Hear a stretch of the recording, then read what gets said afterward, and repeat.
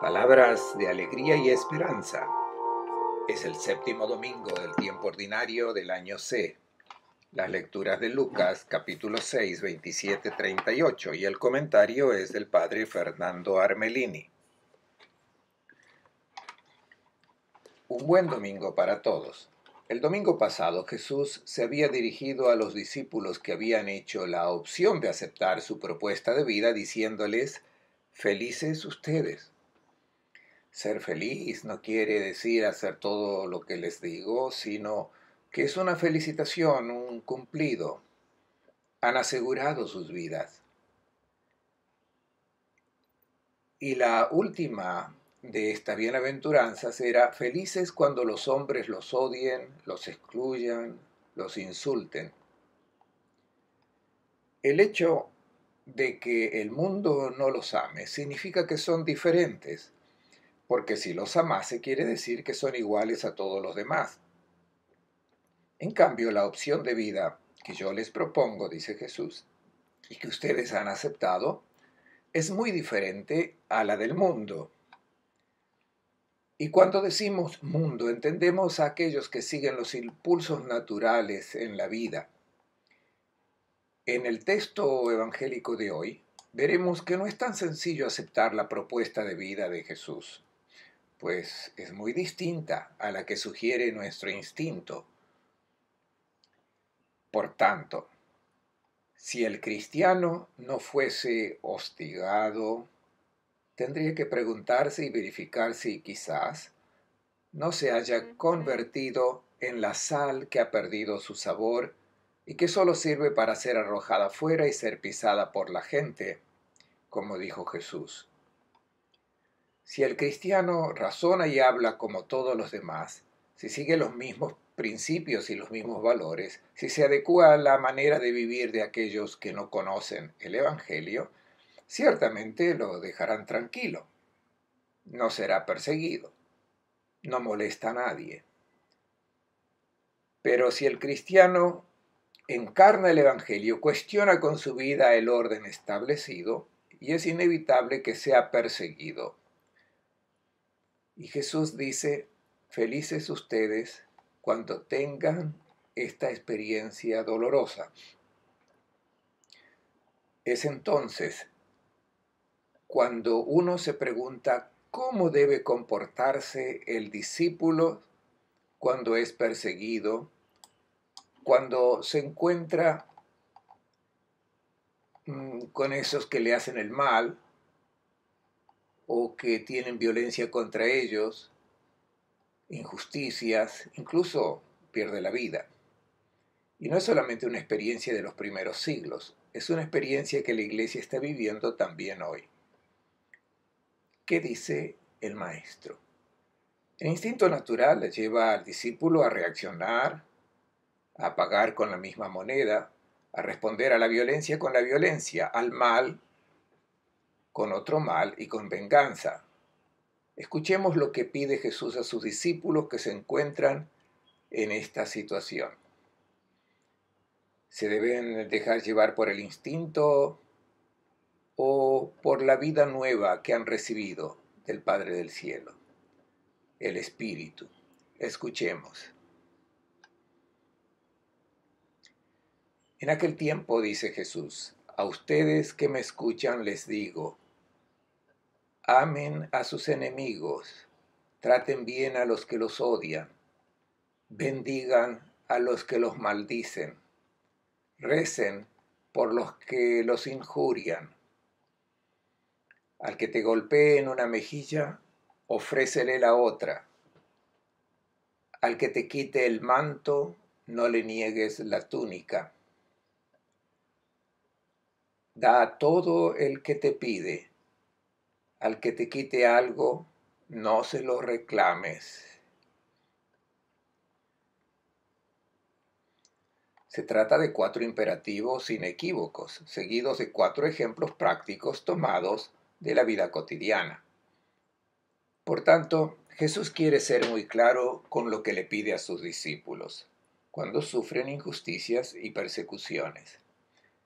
El primer imperativo: amen a sus enemigos.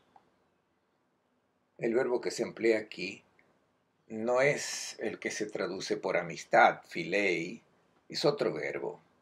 Alguna vez nos preguntamos, ¿cómo puedo ser amigo de alguien que me ha hecho mal? No lo puedo hacer. Esto es claro, esto no es posible. Jesús no te pide que seas su amigo, te pide que lo ames. El verbo que aquí se emplea es agapán. Se trata de un verbo que en la literatura griega clásica no se emplea ni siquiera una decena de veces. Es muy raro.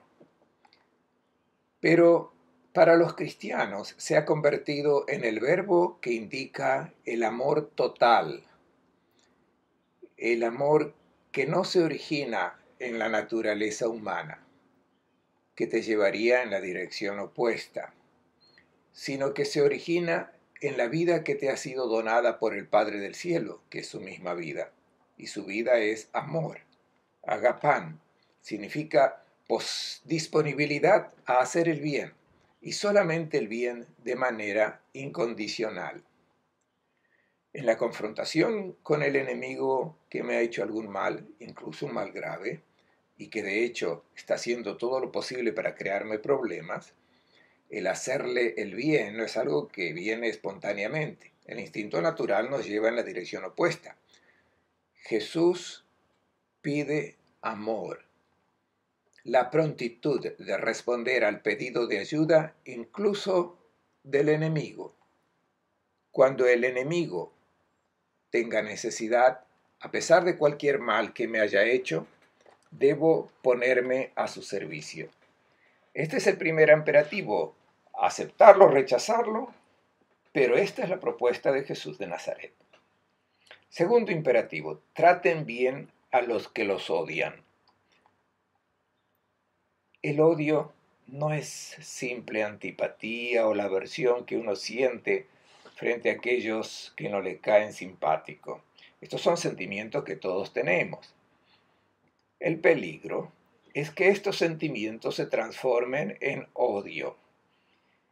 El que odia quiere destruir al otro. El que me odia quiere que me pase algo malo y piensa que sería mucho más feliz si yo no existiese.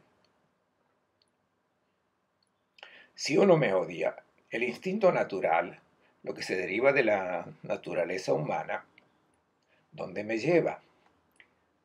Me lleva a hacer lo posible para destruirlo.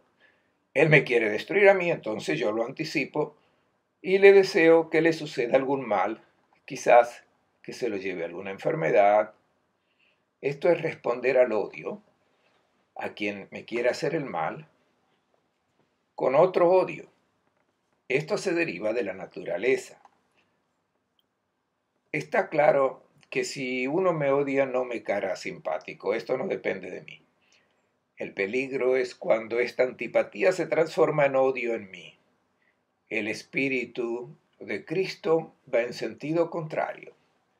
Jesús pide que se deben buscar todas las oportunidades de hacerlo feliz, de hacerle el bien. Es tu enemigo que te odia, que te desea destruir, que no quiere que existas en este mundo, y tú debes hacer lo posible para hacerlo feliz. Hacer el bien no significa acariciarlo y consentir los caprichos que tiene.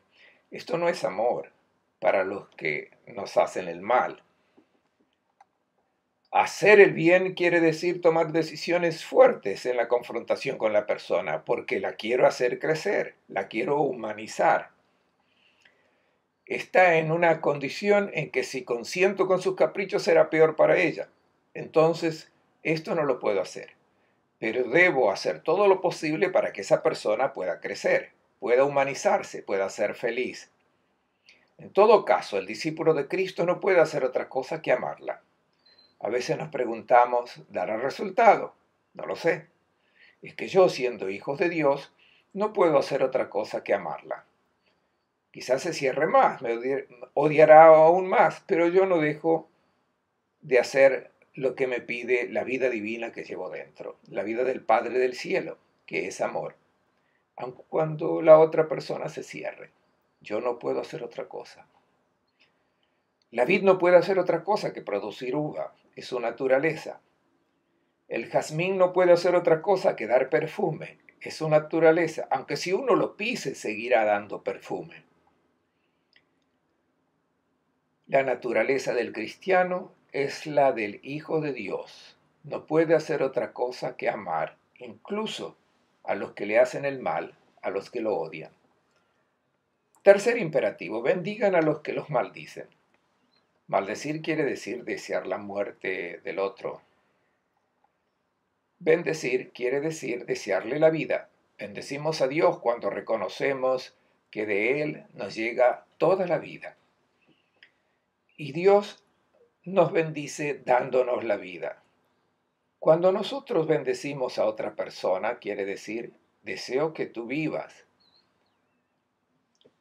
Y vivir no solo significa sobrevivir, quiere decir que tú tengas la plenitud de vida, la plenitud de alegría.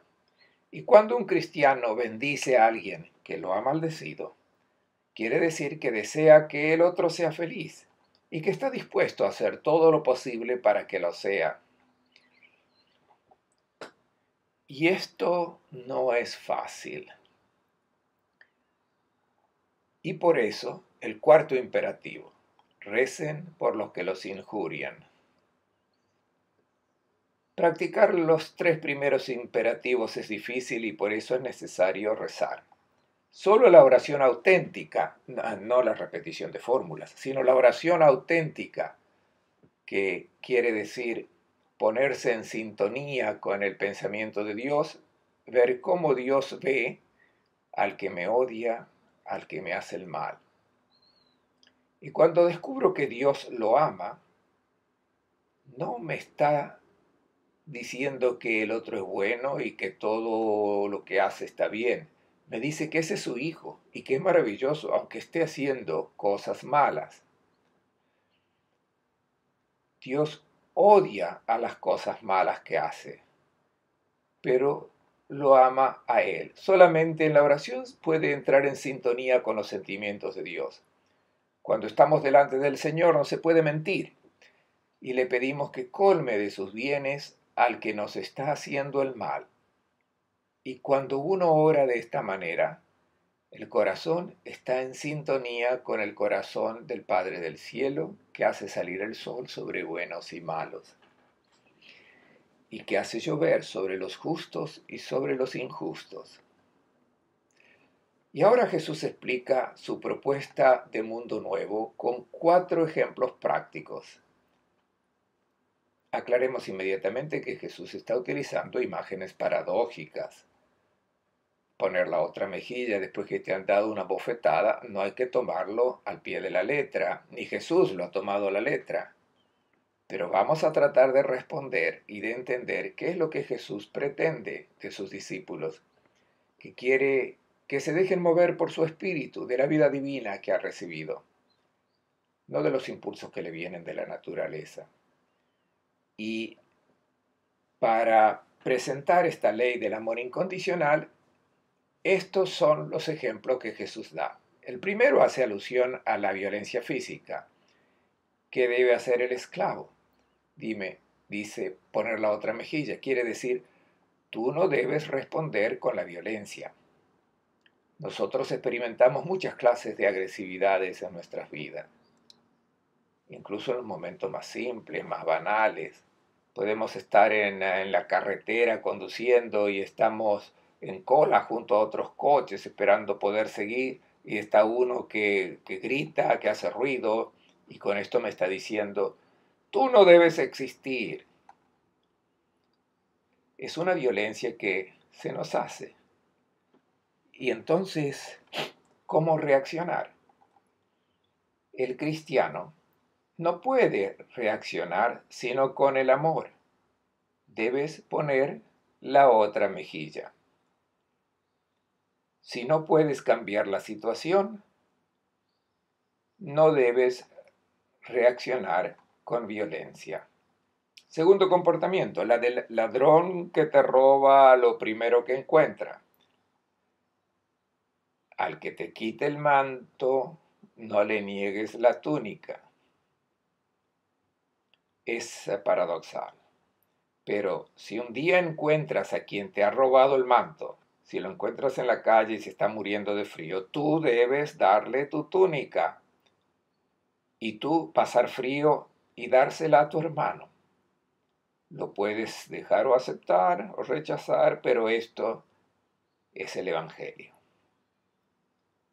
El tercer ejemplo, no buscar excusas.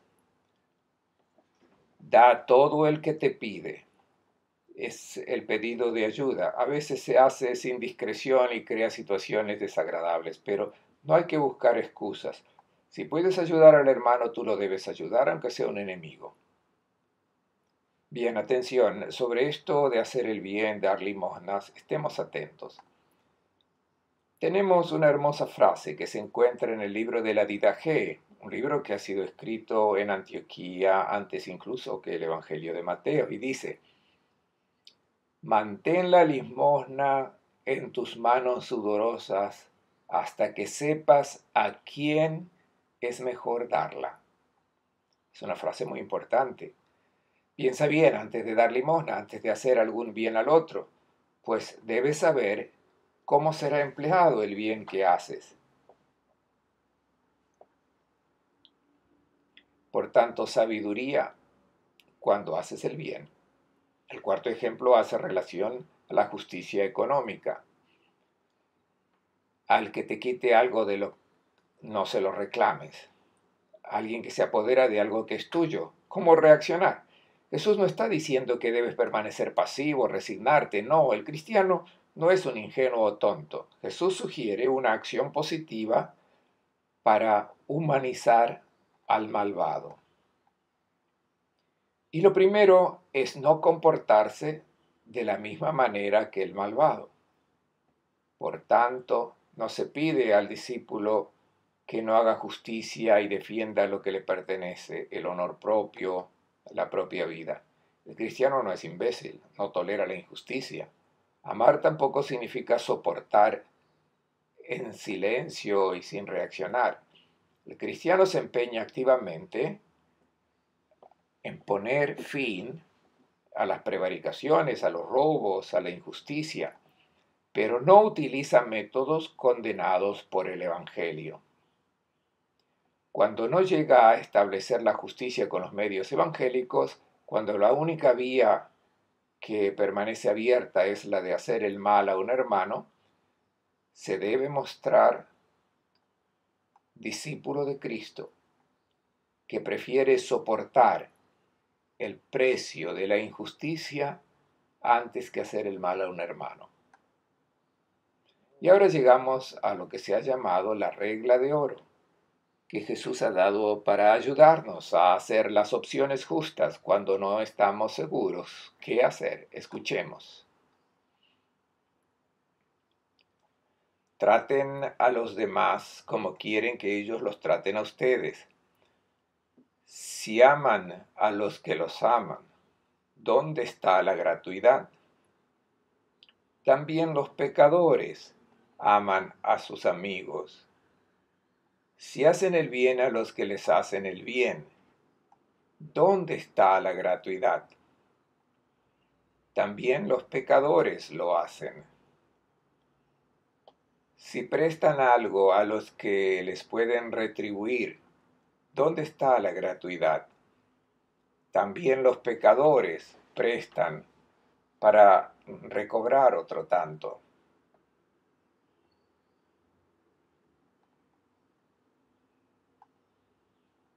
Jesús comienza con un sabio consejo para saber qué hacer para ayudar a quien se encuentra en dificultad y no se sabe bien qué opción tomar. Jesús sugiere ponerse esta pregunta: si tú te encontrases en la situación del otro, ¿qué desearías que el otro hiciera por ti? Traten a los demás como quieres que ellos los traten a ustedes. Y luego introduce el tema de la gratuidad, del amor cristiano, lo que caracteriza al agapán. es la disponibilidad para hacer el bien gratuitamente, sin esperar nada en cambio. Muchas veces la traducción del texto que acabamos de escuchar se traduce en paralelo con Mateo, quien dice: si aman a los que los aman, ¿qué mérito tienen? Si hacen el bien a los que les hacen el bien, ¿qué mérito tienen? Si prestan a los que les devuelven lo prestado, ¿qué mérito tienen? Es Mateo 5, 46 siguientes. Y emplea el término mistos, mérito. Pero Lucas, con mucha finura, utiliza otro término, charis, que significa gratuidad. Entonces el significado de este término es diverso. Si uno ama a los que los aman, ¿qué haces gratis? Y lo que caracteriza el amor auténtico de Jesús de Nazaret es el amor que no pide nada en cambio. Lo hace en pura pérdida porque es feliz, porque no puede hacer otra cosa que amar, que hacer el bien. Esta es la charis, la gratuidad. Si haces el bien a quien te hace el bien, ¿dónde está la gratuidad? Esto lo hacen todos, se deriva de la naturaleza humana. Hacer el bien sin esperar nada en cambio es lo característico del amor de Cristo. Y hacer el bien sin esperar nada en cambio, o sea, gratuitamente, se refiere también a no hacer el bien para acumular méritos en el paraíso. Todavía es egoísmo, no es charis. Si uno ama al pobre, ya que luego allá en el paraíso voy a acumular bienes, entonces soy todavía un egoísta. No he entrado en la charis que caracteriza al amor del discípulo. Es este amor gratuito el que transforma a la persona en espléndida, en maravillosa, en un verdadero discípulo de Cristo. Espléndida porque de él o de ella sale la luz que caracteriza a la persona espléndida que es Jesús de Nazaret. Cuando Jesús dice, deben ser luz del mundo, quiere decir, deben dejar salir de sus vidas la luz que es mi propia vida. Y ahora llegamos al ápice de la ética cristiana, el amor al enemigo. Por el contrario, amen a sus enemigos, hagan el bien y presten sin esperar nada en cambio. Así será grande su recompensa y serán hijos del Altísimo, que es generoso con ingratos y malvados. El amor al enemigo, esta es la situación privilegiada donde es posible mostrar la gratuidad del amor. Solamente el amor total de Jesús de Nazaret puede llegar a este nivel. Esta propuesta de Jesús ha sido ya preparada por varios textos del Antiguo Testamento. Recordamos el libro del Éxodo. Si encuentras extraviado el buey de tu enemigo o su asno, ciertamente se lo devolverás. Éxodo 23:4. Cuando veas el asno de tu enemigo caído bajo su carga y quisieras negarte a levantarlo, debes, sin embargo, ayudarle a levantarlo. Éxodo 23:5. Pues si pierde el asno, no tienes ya recursos para vivir. Ayuda a tu enemigo que está necesitado. Por tanto, ya en el Antiguo Testamento, incluso los sabios paganos tenían expresiones similares y muy conocidas. Por ejemplo, Epicteto, que decía, el sol no espera que se le suplique para derramar su luz y su calor. Imítalo y haz todo el bien que puedas sin esperar a que se te implore. Séneca, si quieres imitar a los dioses, haz el bien también a los ingratos, porque también el sol se alza sobre los malvados. Estas afirmaciones de los filósofos estoicos parecerían idénticas a las de Jesús y las del Evangelio, pero en realidad son muy diferentes, por razón de la gratuidad. Los filósofos estoicos proponían estos comportamientos para lograr la paz interior, la imperturbabilidad de frente al sufrimiento y a la injusticia. Querían mostrar el total control de sí mismos. Por tanto, en el fondo se buscaban a sí mismos. Faltaba la gratuidad. Y como lo he mencionado antes, también para los cristianos que buscan una ventaja personal para el bien hecho. Por tanto, no. Se hace el bien porque es bien. El discípulo no se debe dejar embaucar por un pensamiento egoísta, buscando alguna gratificación personal. Experimentará la alegría de amar, que es la del Padre del Cielo. ¿Y cuál es la recompensa prometida? Recibirán una gran recompensa. ¿Cuál es esa recompensa? Serán hijos del Altísimo, porque es generoso con ingratos y malvados. No es la promesa de un mejor lugar en el paraíso, no. La recompensa grande, la más grande, es que serás hijo del Altísimo. Sé como Él, que ama y solamente ama. Y Dios manifiesta su misma identidad de un Dios que ama especialmente en el amor al enemigo, al que le hace el mal.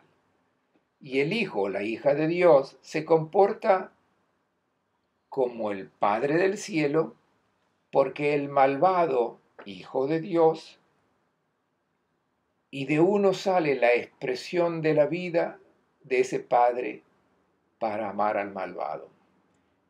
El texto concluye con la exhortación para los miembros de la comunidad cristiana para que hagan visible a los ojos de la gente este rostro del Padre Celestial.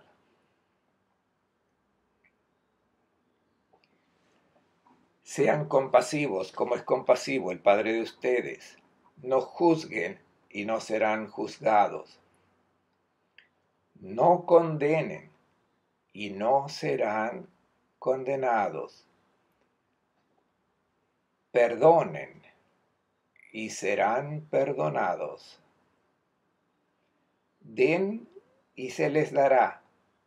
Recibirán una medida generosa, apretada, sacudida y rebosante.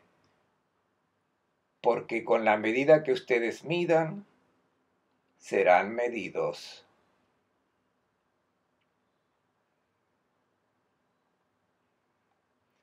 Este adjetivo compasivo o misericordioso no reproduce el significado que tiene el término rahum, que la Biblia atribuye a Dios. Cuando Dios se presenta en el libro del Éxodo, en el capítulo 34, dice Ani Rahum, que se traduce soy misericordioso. Rahum, que es la primera imagen de Dios, es una imagen femenina. Viene de Rehem, que es el seno materno, el útero. Dios presenta su amor como visceral, como maternal. No dice el corazón de Dios, dice el útero. Es femenino, porque el corazón lo tenemos todos, pero el útero solamente las mujeres.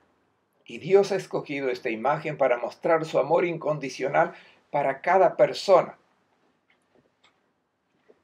Esto no significa que Dios dice que todo vaya bien, no. Nadie como Dios odia el mal, pues la primera víctima del mal es aquel que lo comete. Pero el mal lo deshumaniza, y por tanto Dios odia el mal, pero no puede hacer otra cosa que amar a todas las personas. Pongamos el ejemplo de una madre. Todos hemos escuchado expresiones similares a estas. Cuando se le dice a una madre, tu hijo ha cometido un crimen enorme, ¿qué pasó? La madre responde, no, mi hijo es bueno, es un crimen, pero mi hijo es bueno. La madre enjuicia con el rajum. Esto es una imagen pálida del amor incondicional de Dios para cada hijo o hija suyo. Dios odia el mal, más que ningún otro, porque se hace el mal a sus hijos, pero ama a cada persona. Reaccionar de esta manera, probar el amor para todos, a nosotros no nos viene espontáneamente. Nosotros no amamos espontáneamente a aquel que nos hace el mal. Dios odia el mal, pero ama y ama especialmente a aquel que hace el mal. A nosotros no nos viene espontáneamente, pero esta es la naturaleza de Dios. Propiamente, en el hecho de no poder no amar al peor criminal, revela la naturaleza del amor de Dios. Pensemos en la blasfemia que se dice cuando se habla de un Dios que castiga a quienes no tienen excusas de desobedecer sus mandatos. Son blasfemias contra la identidad de Dios, que es su amor incondicional. Y porque Dios es así, nosotros, sus hijos e hijas, debemos ser como Él, odiar el mal, pero amar y solamente amar hasta al mayor criminal. Y entonces, ¿qué hay que hacer para que se realice esto? Dos comportamientos que hay que evitar y dos comportamientos que hay que asumir. Evitar, no juzgar y no condenar. ¿Qué quiere decir Jesús con no juzgar y no condenar?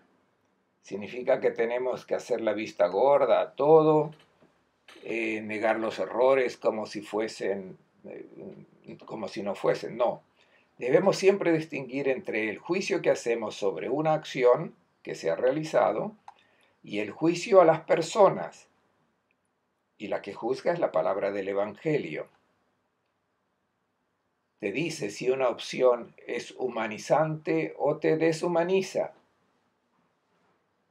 Pero la palabra indica el bien, invita a discernir. Y no condena a la persona, condena a la acción. Dios no juzga, no condena a nadie. Si nosotros juzgamos y condenamos, estamos condenando a Dios, que no condena y solamente ama. Estas son las cosas que hay que evitar para no ser juzgados y condenados.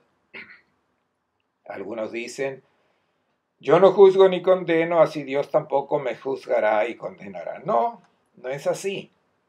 De lo contrario, estamos equivocados. Pensamos aún en un Dios que condena. Si juzgo al otro, asumo como criterio que yo puedo ser condenado. Me estoy condenando a mí mismo. Si seguimos este principio de condenar, estamos en la condición de ser condenados nosotros mismos. Lo que hay que condenar es el mal, el pecado, no del pecador.